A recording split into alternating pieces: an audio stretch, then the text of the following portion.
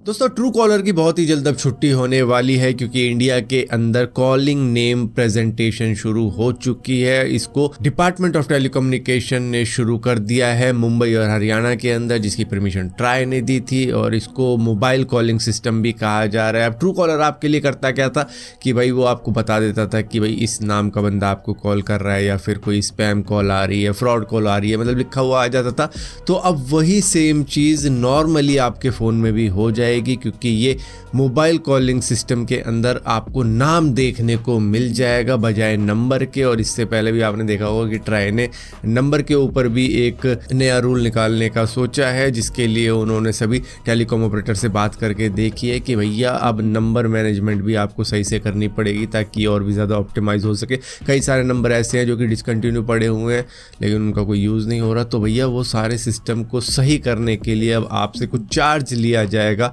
जब भी आप कोई नया नंबर इशू करते हो। और यहाँ पर आपसे मतलब है कि टेलीकॉम ऑपरेटर से ट्राई लेगा, यूज़र से नहीं लेगा। हाँ, यूज़र से बाद में जियो, एयरटेल, वीआई वगैरह वगैरह मांग सकते हैं कि भाई उन्होंने हमसे पैसे मांगे अब तुम दो। दोस्तों मेडिकल स्टडीज़ के अंदर ये पाया गया है कि एप्पल वॉच ने कई सारे पार्किंसन डिजीज़ के पेशेंट को अर्ली स्टेज के अंदर ही डिटेक्ट किया है। दरअसल ये देख लेता है कुछ सिम्टम्स, जैसे कि आपके हाथ काँप रहे हैं या फिर आपका बोलने का तरीका थोड़ा सा तुतला रहा है, तो उस तरीके से सब चीज़ों को मिलू के ये आपको एक हिंट दे देता है कि भाई आपको शायद Parkinson disease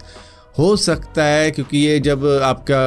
nerve cell damage हो जाता है आपके ब्रेन में तब ये कुछ इशारे देने शुरू कर देता है, तब आपके हाथ काँपने लग जाते हैं, तब आपका मतलब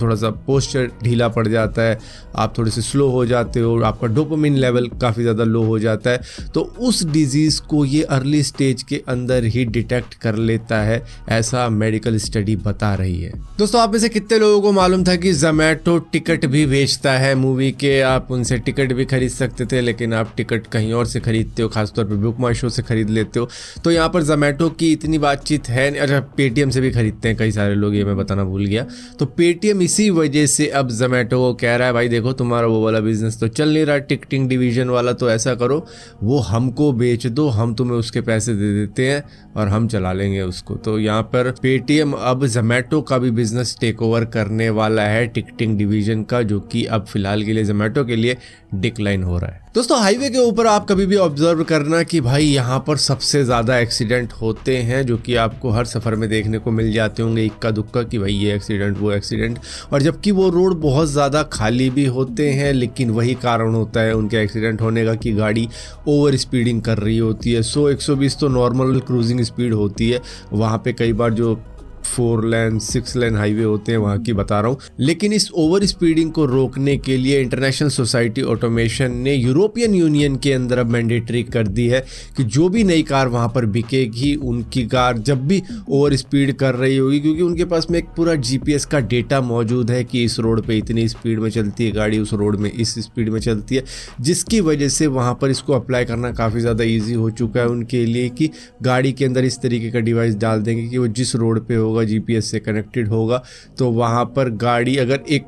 लिमिट के पार चली जाएगी तो गाड़ी में टी टी टी ऐसी आवाज़ आने लग जाएगी, जैसे कि आप जब सीट बेल्ट हटाते हो और गाड़ी चलाते हो तब आवाज़ आने लगती है। और कहा यह जा रहा है कि ये इंडिया के अंदर भी आनी चाहिए, जो कि बहुत ही ज़्यादा ज़रूरी है और बहुत ही ज़्यादा सही है कि एक लिमिट होती है। अब चाहे हमारे पास जीपीएस का डेटा ना हो कि इस रोड पे इतनी स्पीड में चलनी चाहिए, उस रोड पे उतनी स्पीड में चलनी चाहिए, लेकिन आई थिंक 120 के पार तो मतलब लिमिट हो जाती है कि उसके बाद तो भैया गाड़ी में एक वार्निंग आ जानी चाहिए कि भाई आप ओवर स्पीडिंग कर रहे हो, इसको स्लो कर लो। दोस्तों ईवीएम का युद्ध इंडिया में ही नहीं बल्कि यूएस में भी शुरू हो चुका है, क्योंकि वहाँ पर प्रेसिडेंशियल इलेक्शन होने वाले हैं, जिसकी वजह से कई सारी पार्टी कह रही है भैया ईवीएम में इलेक्शन नहीं करवाना है, इसको हैक किया जा सकता है, इसको हटा देना चाहिए, इसकी बजाय बैलेट पेपर से इलेक्शन करवाने चाहिए, जिसके ऊपर एलोन मस्क भी एग्री हो रहे हैं कि भैया जो भी चीज़ इलेक्ट्रॉनिक है उसको हैक किया जा सकता है। तो जी हाँ, ईवीएम भी हैक हो सकता है, जिसकी वजह से हमें बैलेट पेपर पे इलेक्शन करवाने चाहिए। अब होता है क्या है कि भाई देखो जो ईवीएम मशीन है पर्ची सी तो उससे भी निकलती है कि हमने एक बटन दबाया उसके बाद में एक पर्ची निकली और वो जमा हो गई, तो मतलब वो पर्ची पे भी देखा जा सकता है कि भाई हमने किसको वोट दिया है किसको वोट नहीं दिया है। तो वो आई डोंट थिंक कि मतलब कुछ गलत चीज़ है